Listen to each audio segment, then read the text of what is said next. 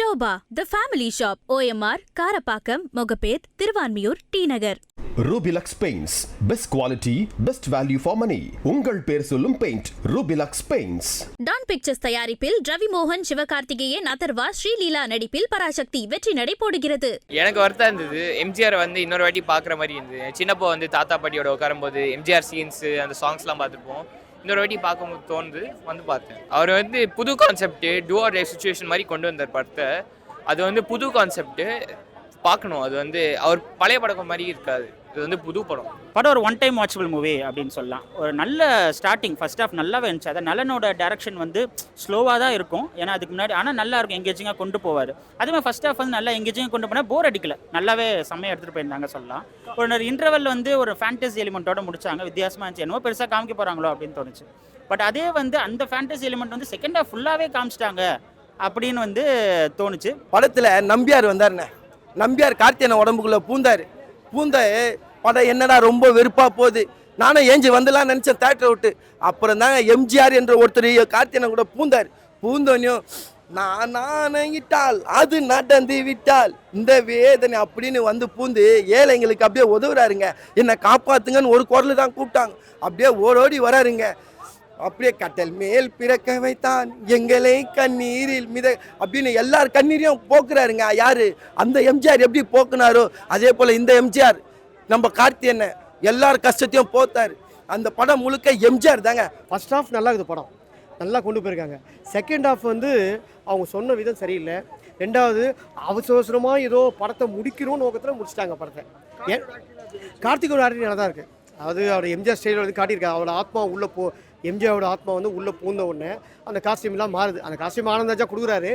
இருந்தாலும் அந்த ஸ்டைல் நல்லா தான் இருக்குது. அது அந்த டைமில் ஓல்டு எம்ஜிஆர் சாங்லாம் பாட்டு போடுறாங்க பாருங்கள். அந்த சாங்லாம் ஸ்க்ரீனில் பார்க்கும்போது நல்லா இருக்குது. வாத்தியார் படம் பார்த்து தான் டிசப்பாயின்மெண்ட்டில் இருக்கேன். இல்லை ப்ரோ, நான் ரொம்ப எக்ஸ்பெக்ட் பண்ணேன் படம். என்னென்னா சூது கவும் படம் நல்லா இருந்தது. நலன் குமாரசாமி 6 வருஷம் கழிச்சு வராரு, அந்த ஒரு எக்ஸ்பெக்டேஷன். டைட்டிலே யூனிக்கான டைட்டில், வாத்தியார்னு சொல்லிட்டு. எம்ஜிஆரோட படம், எம்ஜிஆர் படங்கள்லாம் விண்டேஜ் இப்போ இருக்க ஜென்சிலாம் பார்த்துருக்க மாட்டாங்க தெரியல. அந்த ஒரு எக்ஸ்பெக்டேஷனில் கார்த்தின்ற சிறந்த நடிகர். கார்த்தி பருத்தி வீரன் நடிச்சிருப்பாரு, பார்த்துருப்பீங்க. மெட்ராஸ் படங்கள்லாம் நான் ஆஸ் அ கோ ஆர்டிஸ்டாக ஒரு ஃப்ரெண்டாக நான் நடிச்சிருக்கேன் மெட்ராஸ் படத்தில். அப்புறம் தீரன் அதிகாயம் ஒன்றெல்லாம் நல்ல ஸ்கிரிப்ட் சூஸ் பண்ணி சூப்பராக நடிப்பார். ஆனால் இந்த படத்தில் வேஸ்ட் பண்ணிட்டாங்க அவரை. ஆனால் கார்த்தி சார் அங்கங்கே ஒரு மாதிரி எம்ஜிஆர் மாதிரி நடிச்சிருக்காரு, அது சூப்பராக இருக்குது. ஆனால் கதையாக கிராஃப்டாக ரொம்ப weak, waste. Dark comedy try பண்ணியிருக்காங்க, ஒர்க் அவுட் ஆகலை. மியூசிக்காக சனாவோட மாஸ்டர் பீஸ் எதுவுமே இல்லை. படமே ஒரு 10 ஜப்பானுக்கு சமமாக இருக்குது. சுத்தமாக எனக்கு ஒர்க் அவுட்டே ஆகலை ப்ரோ.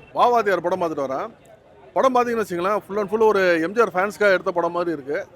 பட் என்ன ஒரு பிரச்சனைன்னு வச்சுங்களேன், இன்றைக்கி எம்ஜிஆர் ஃபேன்ஸ் எல்லாமே பார்த்தீங்கன்னா ஒரு 70+ அந்த ஏஜ் குரூப்பில் இருப்பாங்க. அதில் எத்தனை பேர் தேட்டரில் படம் பார்ப்பாங்கன்னு தெரியாது. தியேட்டருக்கு வர ஏஜ் குரூப்பெல்லாம் 30க்கு உள்ளே இருப்பாங்க. அவங்களுக்கு இந்த படம் சுத்தமாக கனெக்ட் ஆகுது.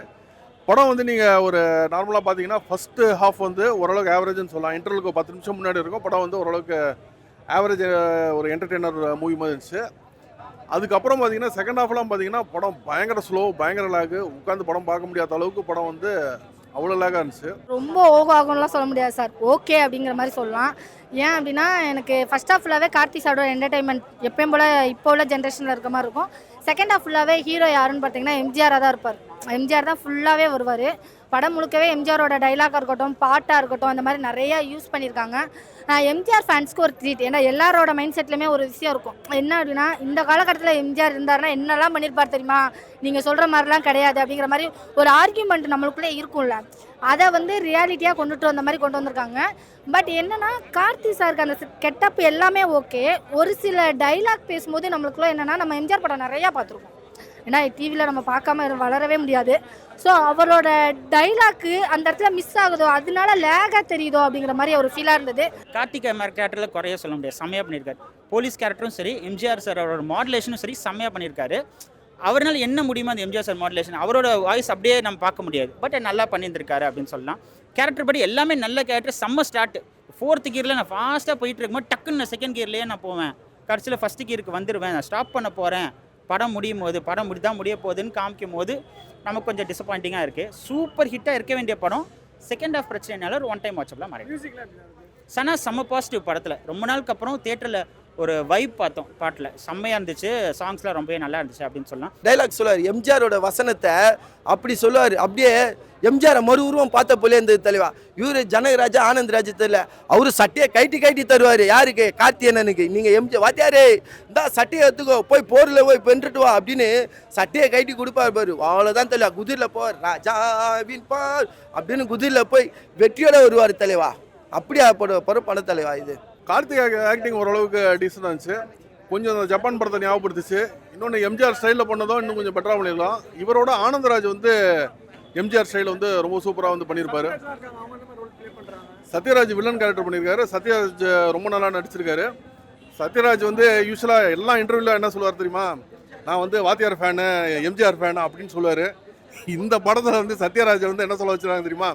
வாத்தியாரை கொல்லணும், வாத்தியாரை கொன்னுரு, எப்படியாவது வாத்தியாரை கொன்னுரு அப்படின்னு என்ன வில்லனால வாத்தியாருக்கு அகேன்ஸ்டாக அவர் நடிச்சிருக்காரு.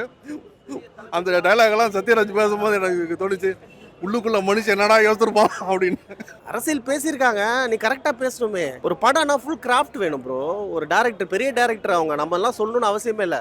ஏன்னா அவங்க நான் எத்தனை உலகத்தரமான படங்கள் பார்க்குறாங்களோ அதே மாதிரி நம்மளும் எல்லாருமே ஓடிடி பிளாட்ஃபார்மில், நெட்ஃப்ளிக்ஸு, அமேசான் எல்லாத்துலேயுமே நம்ம படங்கள் பார்க்குறோம். நமக்கு தெரியும் எது நல்ல படங்கள் நல்ல படம்னு சொல்லிட்டு. மக்கள் ஒன்றும் வீக் கிடையாது. ஸோ அதனால் வந்து நீங்கள் நல்ல ஸ்கிரிப்ட் கொடுங்க, நல்ல கதைகளை தேர்வு பண்ணுங்க, நல்ல படங்கள் நடிங்க. ஃபர்ஸ்ட் ஹாஃப்ல ஃபுல்லாகவே அவரோட ஒரிஜினல் ஆக்டிங்காக இருக்கும். செகண்ட் ஹாஃப்ல வந்து அன்னியன் மாதிரி பண்ணியிருப்பார். ஆக்சுவலி வந்து கார்த்தி சாரோட பாடி லாங்குவேஜ் அண்ட் எம்ஜிஆரோட இது அந்த விஷயங்கள்லாம் நல்லா இருந்தது. அதான் எம்ஜிஆரோட டைலாக்கை அவரோட பாடி லாங்குவேஜில் ட்ரை பண்ணுறேன்னு ஒரு விஷயம் பண்ணியிருக்காருல, அது வந்து மிஸ் மேட்ச் ஆகிற மாதிரி இருக்குது.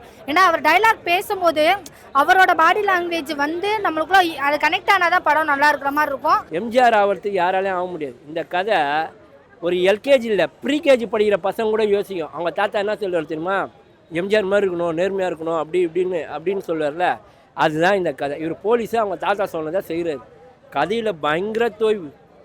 இந்த வருஷம் நம்மளுக்கு பொங்கலா, கிச்சடியா, சேமியாவா, கேசரியா என்னன்னே தெரியல. பொங்கல் குழஞ்சி போயிடுச்சுன்னு தான் சொல்லணும். அவர் ஆள் மனசில் போய் யாரோ நீ தான் அடுத்த எம்ஜிஆர்னு சொல்லிட்டாங்களோ அப்படின்ற மாதிரி, அதனால் இந்த கதை பண்ணாரோ அப்படின்ற மாதிரி இருந்தது. நான் ஆணையிட்டால் பாட்டு வேறு இதில் இது பண்ணியிருக்காங்க. எனக்கு அப்போல்லாம் நான் ஒரே விஷயம், நாங்கள் இது வேற ஒருத்தர் சீனில் வேற ஒரு மாதிரி வேற ஒருத்தர் வாயால் கேட்கணும்னு நினச்சிக்கிட்டு இருந்தோம்டா அப்படிங்கிற மாதிரி இருந்தது.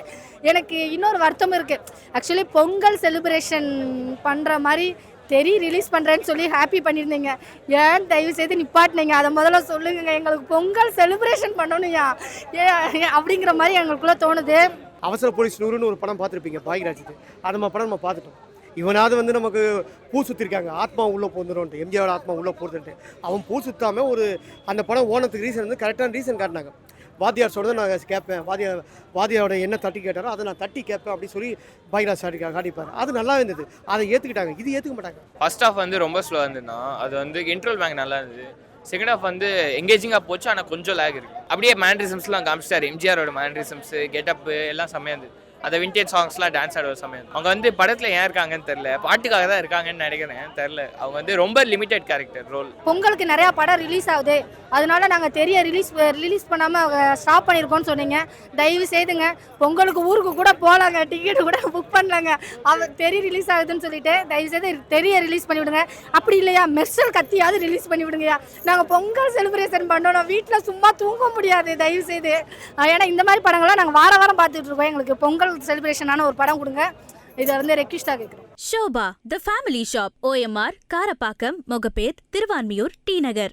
Rubilux paints, best quality, best value for money. உங்கள் பேர் சொல்லும் paint Rubilux paints. Dawn pictures தயாரிப்பில் ரவி மோகன், சிவகார்த்திகேயன், அதர்வா, ஸ்ரீலீலா நடிப்பில் பராசக்தி வெற்றி நடை போடுகிறது.